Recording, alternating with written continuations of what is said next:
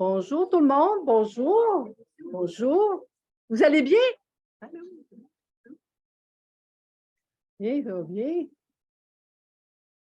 Ah, ça fait du bien de s'asseoir, ça fait du bien de jaser aussi avec les gens. Mais ça fait quoi? Ça fait un peu d'agitation, hein? Ça fait beaucoup de choses qui vont tourner au niveau un instant, juste une minute. Oui, oui, ça va. C'est enregistré. OK. Donc, il va y avoir les enregistrements après. C'est pour ceux qui ont encore perdu des bouts. Mais c'est ça. Donc, on a fait quand même une activité avec Lama, puis après ça, il y a eu la pause. Avec Lama, hein, Lama nous a parlé de quoi? Il nous a parlé du bonheur. Lama nous a parlé comment nous, on avait de la difficulté à être heureux, malgré les bonheurs qu'on peut dire, oh oui, mais j'ai un bonheur, j'ai le bonheur facile. Hein? Il y a des gens qui disent, j'ai le bonheur facile. Il y en a d'autres qui disent, non, je n'ai pas le bonheur facile. Pour moi, les choses sont difficiles. Donc, on va parler de souffrance. Dans la philosophie bouddhiste, on parle beaucoup des causes de la souffrance. Et Lama nous parlait de ça. Il a fait une très belle conférence tout à l'heure, une très belle pas entrevue, mais plus une conférence, un atelier. Et il nous expliquait comment on pouvait, à ce moment-là, regarder comment notre esprit fonctionne pour être capable d'être plus heureux. Hein, parce que on dit souvent la philosophie bouddhiste tibétaine, c'est une philosophie du bonheur. Le Dalai Lama en parle régulièrement. Il a écrit des livres lors du bonheur. Lama Tselten a écrit Le bonheur au jour le jour. Hein, qu'est-ce qui nous empêche d'être heureux? Donc, c'est ça qu'il faut regarder. Hein. Si je veux être heureuse, il faut que je sache c'est quoi qui m'empêche d'être heureuse? Qu'est-ce qui m'empêche de profiter de ce que la vie offre, okay? Ou de ce que moi, je peux faire avec ces offres-là? Donc, pour faire tout ça, il faut faire une chose qui est importante, c'est regarder comment notre esprit fonctionne. Okay? C'est un peu ce qu'on va faire ensemble ce matin, voir comment notre esprit fonctionne. Est-ce qu'il nous écoute ou il ne nous écoute pas, notre esprit? Est-ce qu'on dit c'est notre esprit, mais parfois, notre esprit, il s'en va comme il veut. Comme on a quand même eu une première période okay, avec la mort qui était quand même calme, mais après ça, il y a eu la pause qui a été beaucoup plus agitée. Hein? Et quand on parle d'agitation, il ne faut pas le prendre dans le sens négatif du terme. Hein? Comme là, on n'est plus agité dans le sens qu'on est content de se voir. Hein? On dit « Oh, mon Dieu, ça fait longtemps que je t'ai pas vu. Oh, qu'est-ce que tu deviens? Hein? » On s'intéresse aux gens. Mais qu'est-ce que ça fait au niveau de notre esprit? Ça fait que à ce moment-là, on est plus dans les pensées, beaucoup de pensées. Et c'est ce qu'on va essayer de diminuer, les pensées. Je me présente avant tout, avant de continuer, de poursuivre. Hein? Mon nom, c'est Hélène Hamel. Moi, j'étudie avec le Centre Paramita depuis 2011 et j'y enseigne depuis 2016. Donc, je suis avec le Centre Paramita. Donc, aujourd'hui, on va regarder ensemble un peu plus de façon approfondie qu'est-ce que c'est le cours de calme mental et par rapport au bonheur dont nous parlait Lama tout à l'heure. Donc, on va commencer par faire une première méditation. Une première méditation pour calmer cette agitation-là, pour voir à ce moment-là comment notre esprit peut écouter ce qu'on décide. Okay? Donc, dans cette première méditation-là, on va prendre une technique qui est très, très, très simple, que tout le monde d'entre vous, tout le monde ici doit connaître, c'est la respiration. Donc, qu'est-ce qu'on fait? Dans un premier temps, la première des techniques, on va prendre juste inspire, expire. Hein? Donc, on va être attentif à inspirer et expirer. Simplement ça. Inspirer, expirer. OK?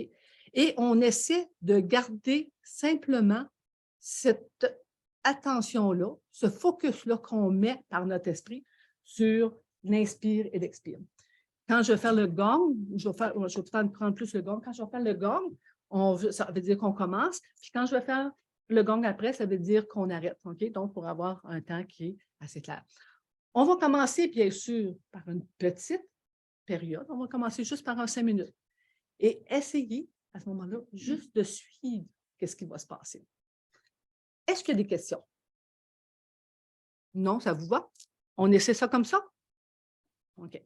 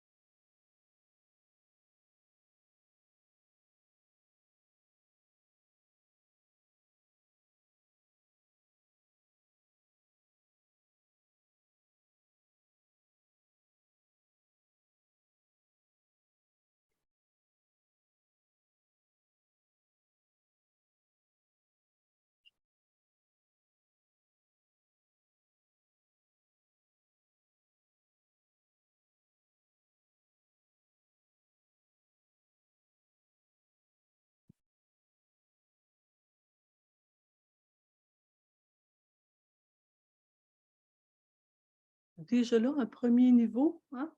On a atteint un certain niveau de calme par rapport à ce qu'on avait juste avant de commencer, hein? L'agitation est moins grande. Moi, je vais parler plus lentement, hein? Je suis moins comme ça ici, hein? Plus tranquillement pour que vous me compreniez bien. Si vous ne me comprenez pas, hein, vous pouvez vous poser vos questions quand vous voulez pendant que je donne le cours. Donc, soyez bien à l'aise pour poser vos questions. Et puis, pour les gens, excusez-moi, pour les gens qui sont sur le Zoom, je ne suis pas tellement habituée avec le Zoom, avec ça. Si vous voulez poser une question, juste levez la main.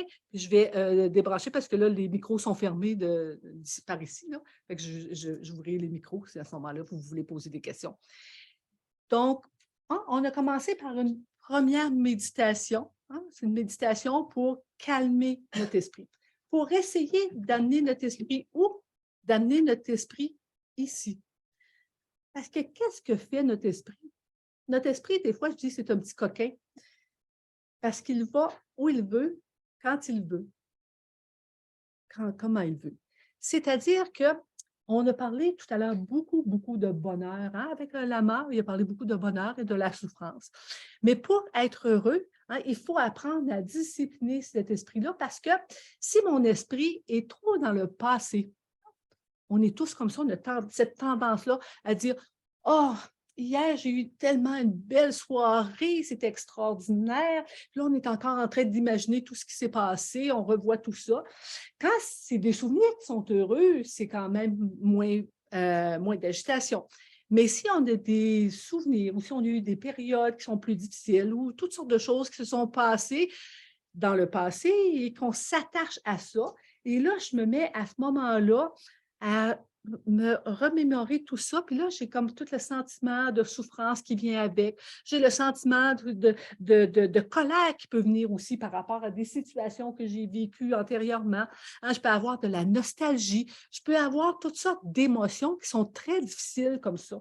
À vivre, à revivre, parce que je vais être accrochée à mon passé, puis on le sait, l'esprit a tendance aussi à exagérer ou à mettre plutôt en cachette certaines choses qui se sont passées. Et donc, si je me complais là-dedans, ça va être très difficile pour moi d'être heureuse parce que je vais être beaucoup trop dans l'observation et à me remémorer qu'est-ce qui s'est passé dans le passé. Comme Lama, il le dit souvent, le passé, il est passé. Je ne peux pas rien y faire. Il est terminé, le passé. Et la seule façon dont il revit le passé, c'est à travers ma mémoire. Malheureusement, ma mémoire, elle n'est pas infaillible et elle change continuellement. À toutes les fois que je me remémore quelque chose du passé, je le change un tout petit peu. J'y mets toujours un changement. Les psychologues vont vous le dire, c'est vraiment comme ça qu'on fait avec tout ce qu'on a vécu dans le passé, tout ce qu'on se remémore comme ça.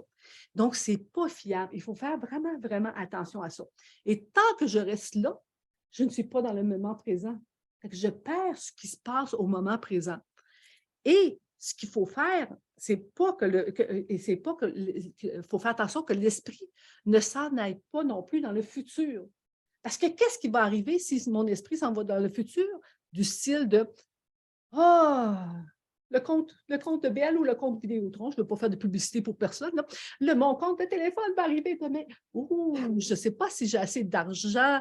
Et là, si je n'ai pas d'argent, qu'est-ce que ça veut dire? Peut-être que je peux le retarder. Mais là, les taxes s'en viennent, le loyer s'en vient. Si je me mets à penser à ce qui va arriver demain, après-demain, etc., etc., et là, je peux me faire naître chez moi toutes sortes d'émotions, hein, beaucoup d'anxiété. Je peux me faire des scénarios, vraiment me dire qu'est-ce qui va se passer si je ne suis pas capable de payer mon compte, si je ne suis pas capable de payer mon logement. Donc, si je me mets à penser beaucoup, beaucoup comme ça dans le futur, là non plus, je ne serai pas heureuse parce que je ne serai pas dans le moment présent. Il est où le bonheur? Il est vraiment dans le moment présent. Au moment où les choses se passent, au moment où on est ensemble présentement, il est là le bonheur. Hein? Il n'est pas ailleurs, en aucune place. Et en plus d'être là présentement, il est là à l'intérieur de vous. Ce n'est pas ce qui se passe à l'extérieur qui me rend heureux ou heureuse. C'est ce qui va se passer à l'intérieur de moi, c'est-à-dire comment je vais vivre la réalité, comment je vais mettre des pensées conceptuelles sur ce qui se passe. Est-ce que je vais faire de l'interprétation? Est-ce que je vais me dire à ce moment-là, « Oh mon Dieu, cette madame-là me regarde d'un drôle d'air. Peut-être que ce n'est pas agréable ce que je suis en train de dire. » Ou quelqu'un baille. « Oh, c'est peut-être très, très, très ennuyant ce que je suis en train de dire. » Donc, je ne serai pas en train de regarder intérieurement ce qui se passe. Je vais être en train de percevoir l'extérieur et de mettre à ça des interprétations. Donc, aussi, c'est très difficile d'être heureux parce que tout ce qui se passe à l'extérieur de moi, est-ce que j'ai le pouvoir de faire quelque chose sur l'extérieur? J'ai sonné la cloche, j'ai sonné ici, j'ai fait du bol, tout ça. C'était un rappel, mais je n'ai pas le pouvoir sur chacune d'entre vous. Je n'ai pas le pouvoir sur ce qui va arriver à l'extérieur. Je n'ai pas le pouvoir de ce qui va arriver demain, etc. Je n'ai pas le pouvoir sur ça. Le seul pouvoir que j'ai, c'est celui de discipliner mon esprit qui, lui, va regarder, analyser qu'est-ce qui se passe réellement. Qu'est-ce que ça veut dire, regarder et analyser? Lama Samten nous a parlé tout à l'heure de la vision supérieure. La vision supérieure, elle cherche quoi? Elle cherche à établir comment la réalité fonctionne réellement. Ce qu'on dit dans la philosophie bouddhiste, c'est que la réalité, la façon dont on la perçoit, elle n'est pas plus juste que l'exemple qu'on donne souvent, c'est celui-ci. Si c'est un beau soir, OK, on est dehors, il y a un beau lac et il y a une lune, une magnifique lune, qui se reflète dans le lac. Et si je regarde le reflet dans le lac, je dis, « Ah, c'est la lune qui est là. » C'est une erreur. La lune n'est pas là. La lune est dans le ciel. Mais cette perception-là que j'ai de voir la lune dans le lac, c'est une perception erronée. Nous, avec la réalité, on a cette perception-là. On a une perception qui est erronée par rapport à la réalité. C'est comme si je me regarde dans le miroir, OK, et je prends une photographie pour enlever tout ce qui est autour, mais vraiment juste mon visage dans le miroir. Et je prends une photographie de ça, et après ça, je montre la photographie de ce que j'ai fait. Et là, je dis aux gens, regardez, c'est une photo de moi. Et ils vont dire, ben oui, c'est une photo de moi. Ce n'est pas une photo de moi en réalité, c'est une photo de mon reflet dans le miroir. Donc, vous voyez-vous la différence, la distorsion qu'on donne sur la réalité.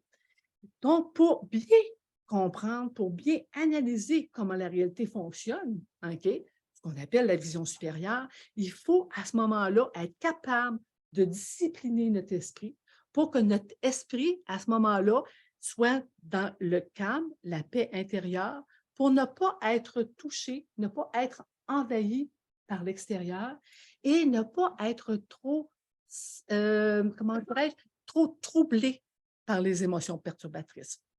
Parce que les pensées, ça fait quoi? Les pensées font naître des émotions perturbatrices.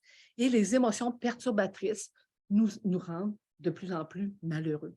Donc, c'est dans ce sens-là qu'on dit, je vais apprendre à mon esprit à écouter ce que je dis, à décider où est-ce qu'il va être. Donc, dans ce sens-là, notre esprit va pouvoir être disponible pour écouter, disponible pour analyser. Donc, dans le cours de calme mental, c'est un cours de discipline de l'esprit. Donc, on va avoir toutes sortes de techniques pour comprendre ce qui se passe réellement. Donc, on va avoir différents thèmes, on va avoir différentes étapes au niveau du processus du calme mental pour en arriver dans la première fois qu'on fait le calme mental à une période au bout de 10 soirs ou 10 jours, c'est des périodes de 10 périodes qu'on fait en pour le cours de calme mental, des périodes d'1 heure et demie. Donc, on essaie de voir comment on peut faire pour attacher notre esprit dans le moment présent. Donc, on a fait une première expérience tout à l'heure qui n'a pas été « Ah, je ne donnerai pas de temps ». Est-ce que ça vous a paru long ou court ou si c'était… Est-ce que ça vous a paru long? Court? Court? Court? OK. Si j'entends court, est-ce que ça veut dire qu'on peut aller plus long pour la prochaine méditation? Oui? Je n'entends pas de non, ça veut dire que ça va être oui. OK. Soyez à l'aise, hein? C'est important, hein? C'est important, hein? Vous êtes ici pour vous. Vous êtes ici pour certains d'entre vous, je connais quand même certains visages, là, vous avez déjà une certaine expérience avec la philosophie bouddhiste et avec la méditation, le calme mental. Mais pour les nouveaux, vous êtes ici pour vous, pour votre bonheur. Hein? C'est ici que vous pouvez apprendre comment être heureux, aussi modestement, on peut le dire, même si c'est dans la philosophie bouddhiste, on a cette possibilité-là d'apprendre à être heureux. Donc, si je vous pose des questions ou soyez bien à l'aise pour dire s'il y a quelque chose qui selon vous, est incompréhensible ou avec lequel vous n'êtes pas en accord.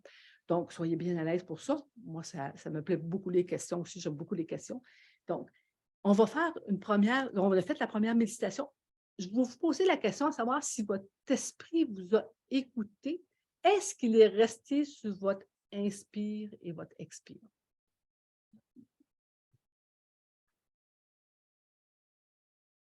Difficile, hein? C'est un coquin, ça, cet esprit-là. Qu'est-ce qui s'est passé pendant ces 5 minutes-là? Ça a duré 5 minutes. Qu'est-ce qui s'est passé pendant 5 minutes? Pardon? Belle Vidéotron est venue. Et les préoccupations du futur, hein, c'est ça. On va payer nos comptes ou pas? Ah, et puis, qu'est-ce qui s'est passé aussi?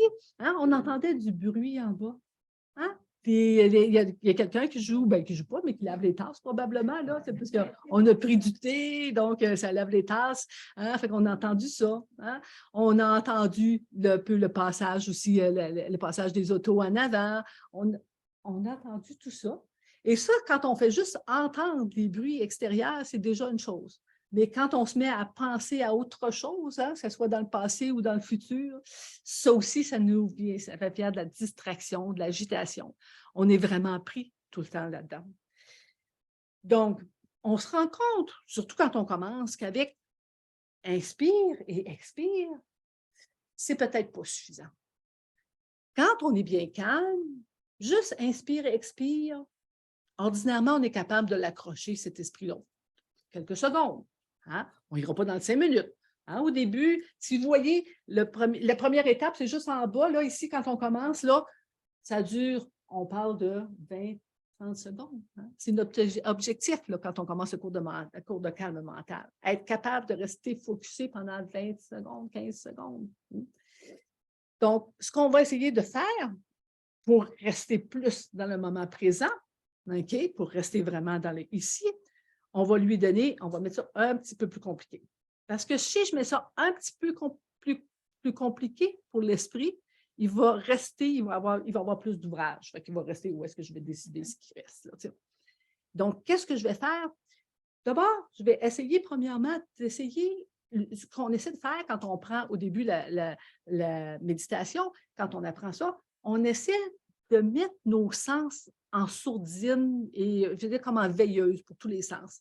C'est-à-dire que si j'essaie de pas, si j'entends un bruit, j'essaie de ne pas suivre le bruit. Okay? Je ne vais pas voir, je ne vais pas faire une interprétation sur le bruit. Ah oui, c'est comme tout à l'heure, je parlais des tasses. Hein, si je vous dis ça, hein, qu'est-ce qu'on pense? Ah oui, c'est ça, on a bu du bon thé tout à l'heure. Ben oui, il faut qu'il lave des tasses parce que là, le dîner va arriver. Puis là, on part comme ça.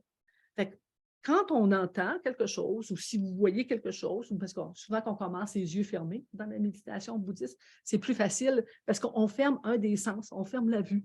Fait que si je reste comme ça, OK, qu'est-ce que je fais? Je vois ce qui se passe ici, je vois les couleurs.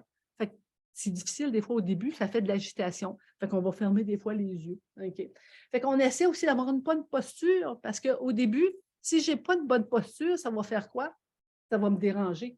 Ça veut dire que si je n'ai pas une bonne posture, ça veut dire que mon inspire-expire, il va être difficile à maintenir parce que je vais dire, hey, j'ai hâte que la madame me finisse en avant, que je change de position, là, tu sais, puis okay, ça va faire ça.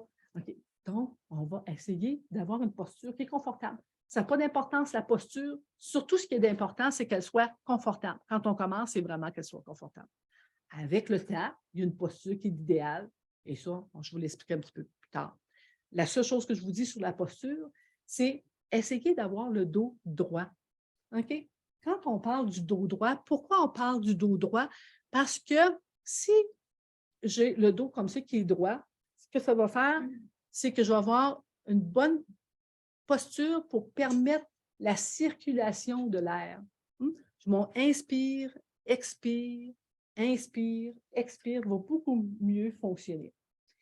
Parce que si je suis comme ça, déjà là, ça va être beaucoup plus difficile d'avoir un bon expire-expire.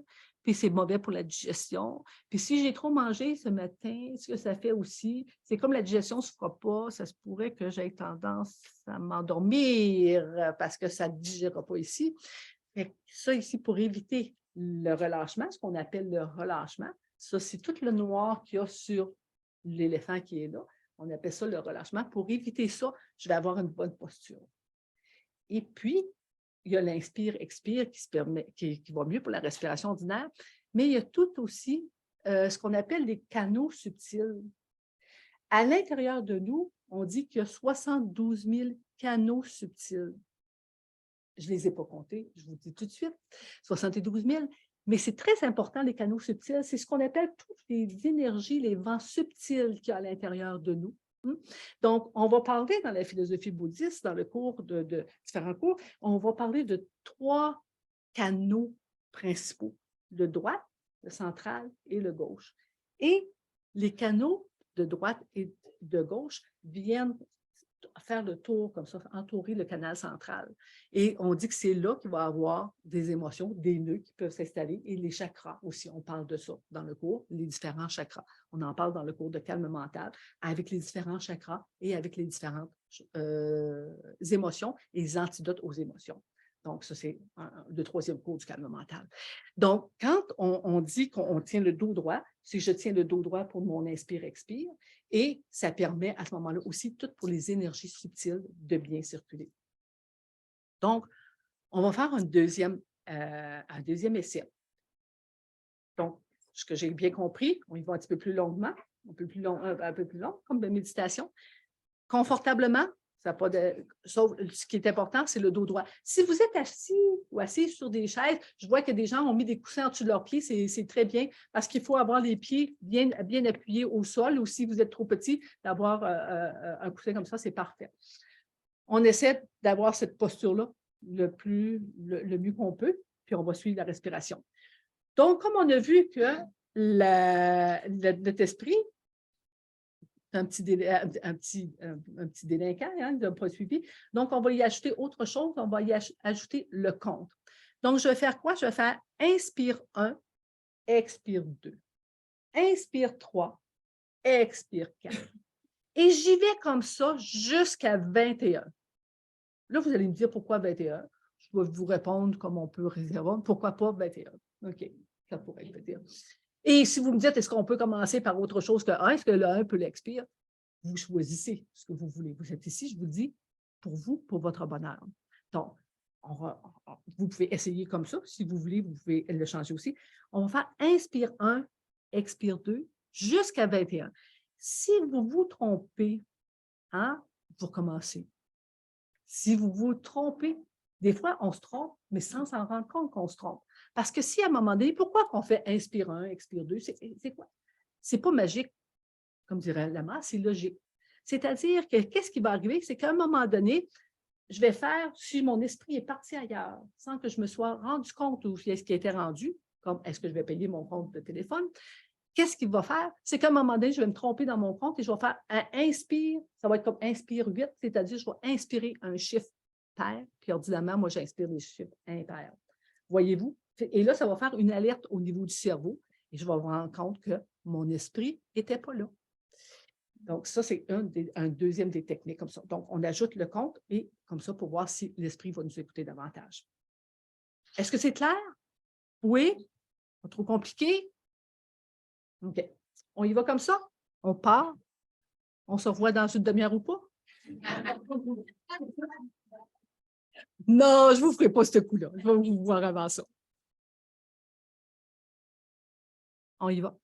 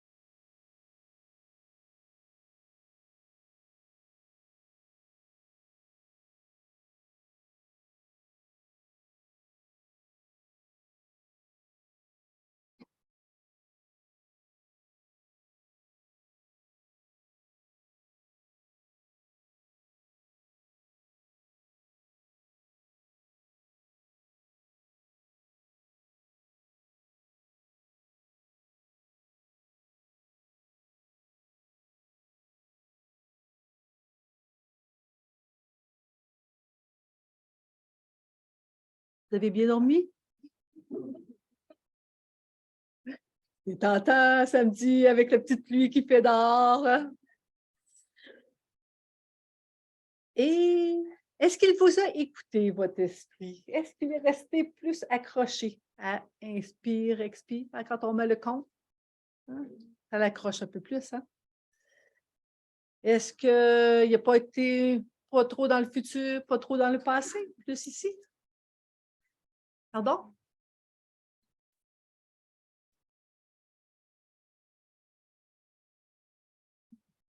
Mais vous avez fait 2 cycles de 21. C'est bon. Non, non, mais c'est bon. Il ne faut pas minimiser ce qu'on réussit à faire parce que c'est très difficile. Hein? C'est très difficile de discipliner cet esprit-là parce qu'il est habitué de faire ce qu'il veut, quand il veut.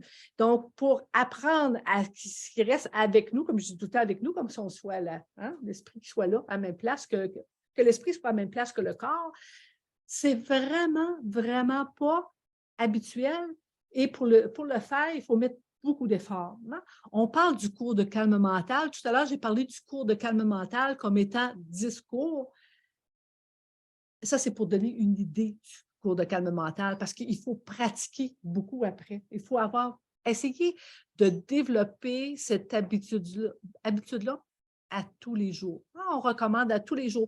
On ne dit pas de faire des méditations d'1 heure parce que c'est certain que sur 1 heure, vous allez peut-être avoir une période de concentration qui dure peut-être 30 secondes. Hein? Ce qu'on essaie de faire, c'est on dit des petites périodes. Hein? On commence des 3-4 minutes le matin, de préférence le matin, parce qu'on est plus, comme je disais tout à l'heure, je parlais d'énergie subtile.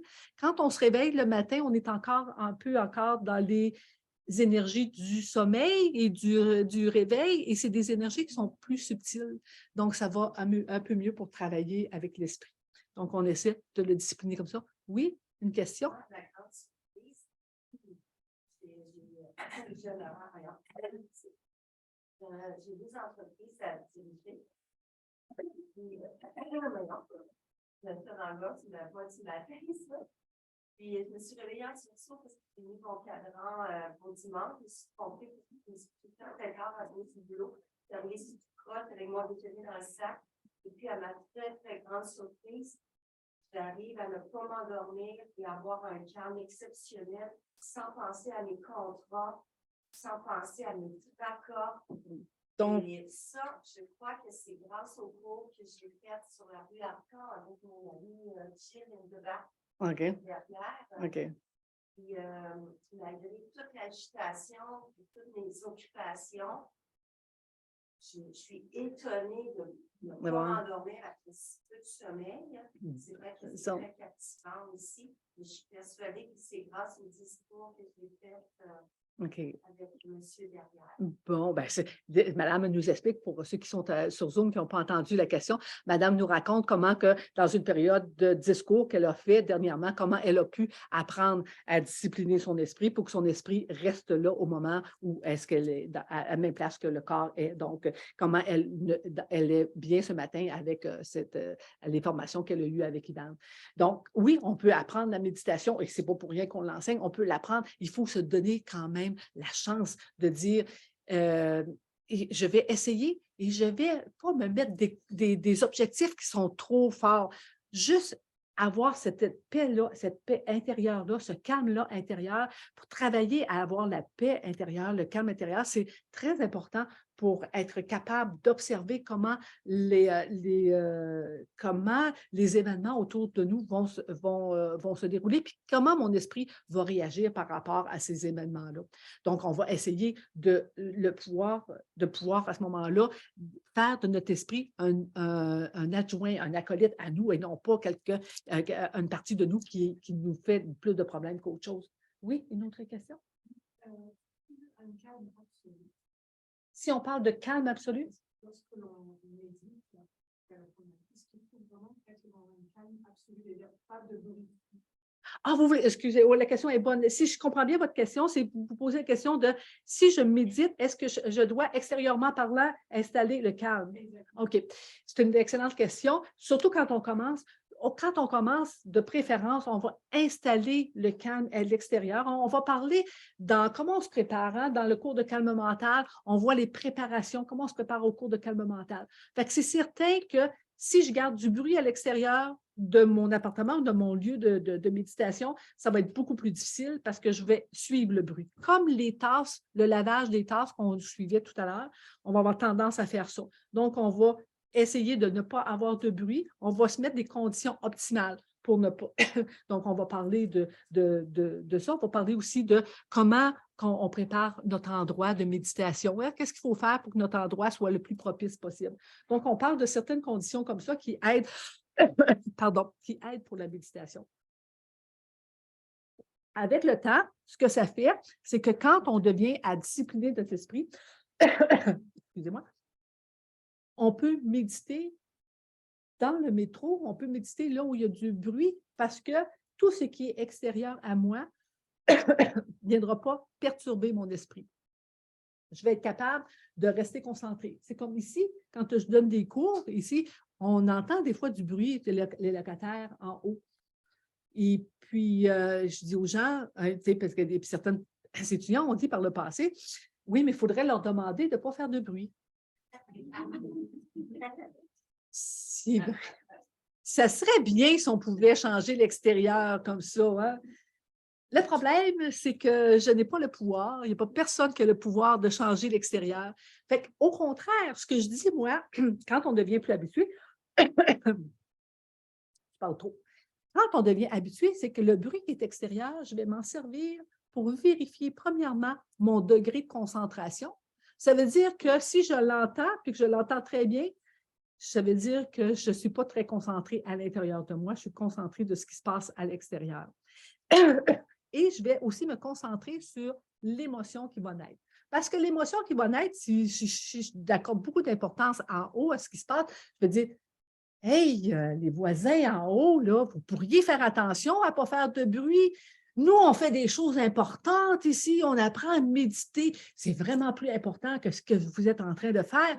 Et là, le discours, il part. Là, puis, hey, je vais aller leur montrer, moi, qu'est-ce que c'est d'avoir du bruit. Et là, je peux avoir. Et là, quand on dit les pensées conceptuelles, et là, ça part. Et là, on a toutes sortes de pensées. Et là, je ne peux pas, moi, changer l'extérieur. Mais si je m'accroche à ce qu'il y a à l'extérieur comme ça veut dire que je vais avoir de plus en plus d'émotions négatives, surtout dans un cas comme celui-là. Qu'est-ce qu'on fait? On essaie de rester toujours à l'intérieur de nous.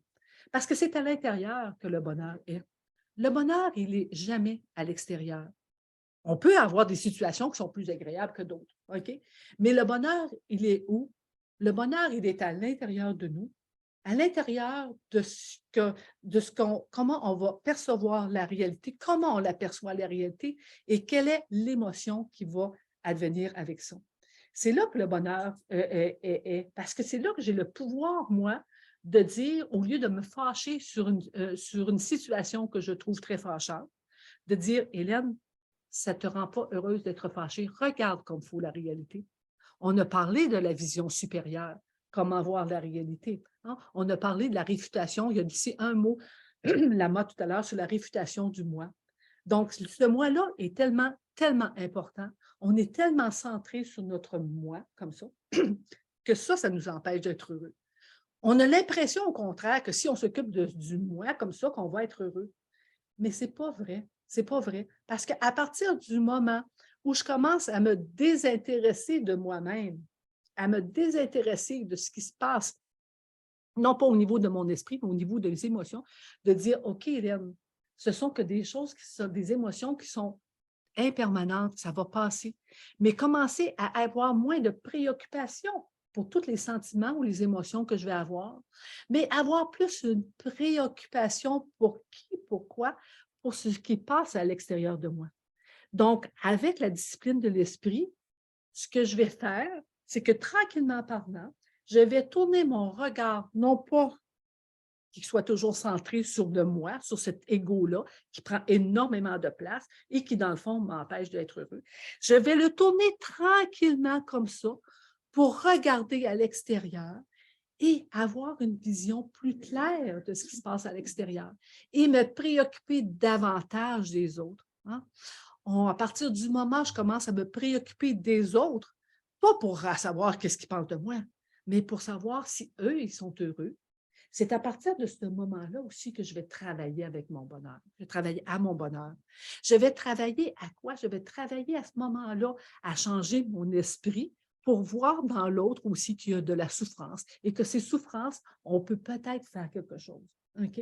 Donc, comment on fait ça? Comment on fait pour détourner son regard de soi-même, de cette préoccupation-là, cette grande préoccupation-là, et de dire à ce moment-là, je vais le faire. Comme ça, je vais me préoccuper davantage de ce que les autres font. C'est dans des petits simples gestes, dans des simples gestes, dans des petits gestes qu'on peut le faire. Hein? Et c'est une façon excellente pour être heureux aussi. Dans le sens que si à partir du moment où j'habitue mon esprit à être bien concentré, à être bien focusé sur moi-même, je vais pouvoir tourner le regard de l'autre et dire qu'est-ce que l'autre a besoin de quoi. Donc, je vais faire attention à ce que l'autre est, à ce que les autres sont, à comment je peux faire pour avoir cet impact-là. Tout à l'heure, Lama a parlé du bonheur de la paix mondiale. Hein? Cette paix mondiale-là, elle s'installe où? La première place qu'elle doit s'installer, c'est à l'intérieur de nous-mêmes, la paix mondiale. Hein? C'est la paix intérieure qu'on doit installer à l'intérieur de nous pour qu'une fois que cette paix individuelle-là, cette paix mondiale-là soit bien installée, que quand elle va être installée, je vais être capable d'interagir, d'intervenir, faire partie des autres à ce moment-là, mais de façon positive pour travailler à leur bonheur et non plus au mien. Donc, qu'est-ce que je vais faire? Hein? Et c'est des petits petits gestes très, très simples. Quand vous allez sortir tout à l'heure d'ici pour aller à votre dîner ou qu'importe, chez vous, il y a un paquet d'occasions qui peuvent se produire où on peut faire une différence. Hein? Un simple geste. Moi, j'appelle ça, pour ceux qui me connaissent déjà, des perles de bonté. Comment je fais à ce moment-là pour semer une perle de bonté quand vous allez sortir tout à l'heure? S'il y a quelqu'un, s'il y a une madame âgée, on a de la difficulté avec nos paquets. Des fois, quand on devient à un certain âge, on a moins de force, qui a de la misère avec ses paquets, vous pouvez tout simplement aider. Tenir la porte quand on va faire l'épicerie ou quand on va à la caisse, à la banque. Tenir la porte pour laisser passer quelqu'un. Si vous voyez que quelqu'un est précis plus que vous, qui a l'air vraiment envahi avec tout ce qu'il doit faire, laissez-le passer. Des petits gestes comme ça. Tout à l'heure, Lama a parlé d'interdépendance, qu'on est tous interdépendants les uns et les autres. C'est comme ça qu'on installe quand on commence à discipliner notre esprit, à avoir cette perception-là d'installer une interdépendance. Nous sommes tous reliés les uns aux autres, comme s'il y avait un grand filet. Donc, ce que je fais va avoir des répercussions sur les autres. Parfois, je pense que c'est tout à fait anodin, mais ce n'est pas anodin. Hein? Si je sors dehors et je me mets à gueuler après mon voisin quand il passe la tondeuse à 6 heures le matin, il va avoir des réactions qui vont faire que ça se peut que ce soit ses enfants qui payent pour. Hein? On le sait, s'il se passe, ça se peut que les enfants en subissent les conséquences. Autrement, si je change mes réactions par rapport à l'extérieur, au contraire, je peux semer des perles de bonté un peu partout. Comme ça, les déposer, j'appelle ça des perles de bonté, je me cherche une autre expression, là, mais déposer des petits gestes comme ça. Hein? Faire que quand vous allez sortir d'ici, à un moment donné, vous dites « Ah oui, mais la madame, elle me dit perles de bonté. Ah oui, mais grand-maman, elle est toute seule dans son appartement. Ça fait peut-être bien longtemps que personne ne l'a appelée. Je vais l'appeler. Hein? » Un petit geste qui semble parfois anodin, qui est peu de choses pour nous. Mais c'est comme ça qu'on peut installer la paix intérieure. C'est comme ça aussi qu'on peut installer une paix éventuellement toujours un peu plus grande parce que les gens à qui on va semer des perles de bonté comme ça, hein, ils vont être plus gentils eux autres aussi, puis ils vont avoir le goût de semer des perles de bonté, même s'ils ne savent pas qu'on est en train de faire des choses comme ça. Nous sommes tous reliés les uns les autres comme ça. Si on fait des gestes qui sont positifs comme ça autour de nous, c'est ce qu'on va créer autour de nous. Donc, c'est cette paix-là intérieure qu'on apprend dans le calme mental qui fait qu'éventuellement, on peut développer la paix un peu plus grand autour de nous, un peu plus grand, toujours un peu plus. Et c'est sûr qu'Hélène Hamel n'arrêtera pas la guerre en Ukraine. C'est sûr qu'on ne changera pas comme ça du jour au lendemain. Mais si on reste toujours bien alerte sur ce que fait notre esprit, on n'aura pas de gestes négatifs envers les autres. On n'aura pas de pensée négative envers les autres. On va avoir toujours une pensée de plus en plus positive. Et si on ne comprend pas, on va dire, je ne comprends pas, mais il doit être souffrant s'il est comme ça, cette personne-là. Donc, on ne se permettra plus de juger comme ça. Donc, avec un esprit qui est calme, à ce moment-là, nos émotions négatives vont être de plus en plus rares. On va être de plus en plus ouverts aux autres et de plus en plus ouverts comme ça à donner ce que j'appelle à semer des perles de montée pour que ces perles de montée-là puissent grandir et devenir de plus en plus, pas juste à l'intérieur de nous, mais autour de nous. Et éventuellement, on pourra créer une société où la paix mondiale, comme parlait Lama tout à l'heure, serait installée. Hein? Ce n'est pas une utopie, c'est peut-être un grand rêve, mais on peut faire quelque chose. Chacune de nous, on a une possibilité aujourd'hui même, à partir du moment où on décide d'observer notre esprit et décider de changer le monde, on a une possibilité de changer le monde. Hein? Donc, manquons-leur pas cette possibilité-là, créons ça autour de nous, puis allons-y à la mesure de ce qu'on est capable de faire. Hein? C'est sûr qu'on ne changera pas du jour au lendemain comme ça, le monde.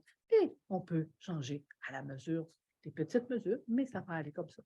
Donc, c'est à ça que sert le calme mental. Le calme mental sert à discipliner. On voit les obstacles, on voit les différents obstacles, les antidotes, comment ça se passe, les différentes étapes. Donc, c'est comme ça, quand on vient qu'à développer cette méthode-là d'observer notre esprit, de discipliner notre esprit, on est capable, après ça, d'installer des choses qui sont de plus en plus positives et d'observer comment la réalité fonctionne réellement, comme entre autres quand on parle d'interdépendance. C'est un des très grands termes de la philosophie bouddhiste. Quand on parle d'interdépendance, on parle de vacuité. Donc, c'est des grands termes qu'on étudie dans la philosophie bouddhiste et c'est à ça que sert le calme mental. Ça vous va? Je ne vous ai pas trop perdu? Oui, tu avais une question? Oui.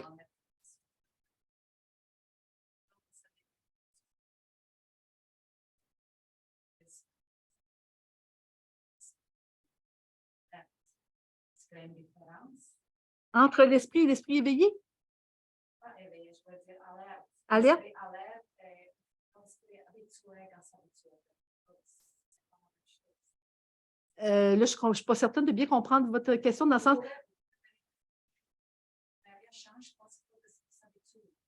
Ah, l'habitude. Il faut faire attention. Quand on dit l'habitude, ce n'est pas parce que l'esprit s'habitue de plus en plus à méditer qu'il devient.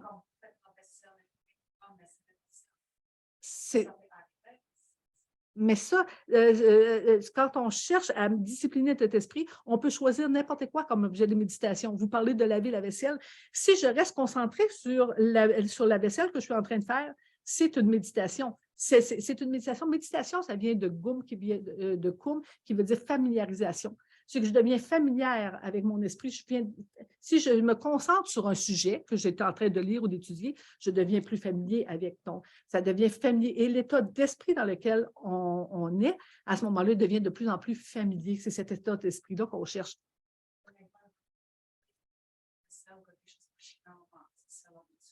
Machinalement, mais je le fais en concentration. Mais je peux essuyer la vaisselle puis penser à mon compte de téléphone que j'ai à payer. Mais je peux laver ma vaisselle puis dire, ouais, c'est long, laver la vaisselle. Oui, c'est, oh, regarde, regardons ça, il y a des petites bulles d'eau, il y a fait ci. Oh, mais regardons ça, c'est la première fois que je vois mon assiette. C'est vrai qu'il y a du rouge puis il y a du vert, je n'avais jamais vu. C'est ça la différence. C'est si mon esprit est là, ça, c'est de la méditation. Mais si mon esprit est ailleurs, c'est un essai de méditation. Non, c'est ça. On peut avoir l'impression de méditer, mais on ne médite pas. Ce qu'on essaie de faire, de méditation, c'est d'avoir l'esprit à la même place que le corps. Oui? Tantôt, tu as parlé de canal droite-gauche émotionnel, ça signifie quoi? Je n'ai pas parlé émotionnel, j'ai parlé de parler des émotions. Ouais. Oui, c'est ça. Il y a le canal de droite, le canal de gauche et le canal central. Ce sont des canaux d'énergie subtile. Au même titre que si on prend la trachée, là, je suis trop bonne en biologie, là, mais la trachée, tout ce qui nous permet de respirer, ce sont des canaux là, pour nous espérer. Il y a des canaux subtils, mais qu'on ne voit pas. On parle des canaux subtils. C'est ces canaux-là qu'on a et qui peuvent qui amènent la circulation d'énergie subtile. OK? Ça, on va expliquer plus longuement. Ça, c'est dans le cours de calme mental. On l'a dans le cours numéro 3 général. Là. Moi, je le donne dans le cours numéro 3 pour les énergies subtiles. On parle des chakras avec ça. OK? Si, je ne sais pas au Zoom, s'il y a des gens qui veulent poser des questions, je peux débloquer les micros, si vous voulez. Je vais juste les débloquer les micros. Moi, je pense que... Ah oui, c'est ça. Est-ce qu'il y a d'autres questions? Pas d'autres questions? Ça vous va comme ça? OK. Il est midi. On va arrêter ici. Je vous souhaite une bonne journée. Oui, à l'instant, il y a juste une autre question. Oui, juste quelques minutes de silence, s'il vous plaît, encore, s'il vous plaît. Est-ce que quand on habite à quelque part, il y a des voisins vraiment qui entendent de la musique très forte et je n'ai pas de contrôle, mais qu'est-ce qu'on peut faire avec ça? C'est pas le sport, la nuit, c'est pas juste essayer de méditer, les gens. Oui, c'est très difficile quand on a des voisins qui sont extérieurs, des voisins autour de nous, qui font beaucoup, beaucoup de bruit, qui nous empêchent de faire exactement ce qu'on veut faire. Comme je disais tout à l'heure, la seule place où j'ai du pouvoir, c'est mon esprit. Donc, minimalement, quand j'entends les voisins, ne pas développer la colère, hein, d'essayer de respirer, de trouver d'autres moyens. Est-ce qu'il y a moyen d'aller leur parler en n'ayant pas la colère? Est-ce qu'on peut leur demander des choses comme ça? Mais en ayant pratiqué la méditation avant, à faire le calme mental, pour ne pas arriver puis cogner puis dire « Hey, ça suffit, là! » hein? Donc, de prendre une attitude qui est très calme pour aller leur parler. Mais ça, c'est important d'être calme pour le faire. Mais c'est sur mon esprit que je peux avoir, sur l'émotion que je vais avoir. Hein. Je peux considérer ça comme injuste, qu'il fasse ce qu'il va, qu'il ne suive pas les règles, les lois ou quoi que ce soit de genre. Je peux considérer ça comme ça, mais ça ne m'aidera pas. Ce qui peut m'aider, c'est de garder mon calme. Et là, je peux avoir des idées, des solutions qui vont être plus positives à ce moment-là. Avant d'aller leur parler ou avant de faire quoi que ce soit d'autre. De prendre le calme mental. C'est beau? OK. Donc, je vous remercie beaucoup d'être venu ici. Je vous souhaite une bonne journée, un bon après-midi. Et j'espère que vous allez pouvoir avoir cette idée-là, ou en tout cas avoir une petite idée de ce que ça peut être le cours de calme mental, mais minimalement, que ce soit chez vous, que ce soit ici ou que ce soit à les cours, mais que vous ayez cette possibilité-là de dire « Oh, mais mon esprit, il faut que je le surveille parce qu'il n'est pas toujours il fait pas toujours tout pour le bien-être pour moi. » Donc, de surveiller votre esprit pour être de plus en plus heureux. Je vous souhaite un bon après-midi. Soyez heureux. OK? Merci. Merci beaucoup. Ah, 1h30. 1h15. 1h15, excusez-moi. 1h15. De rien.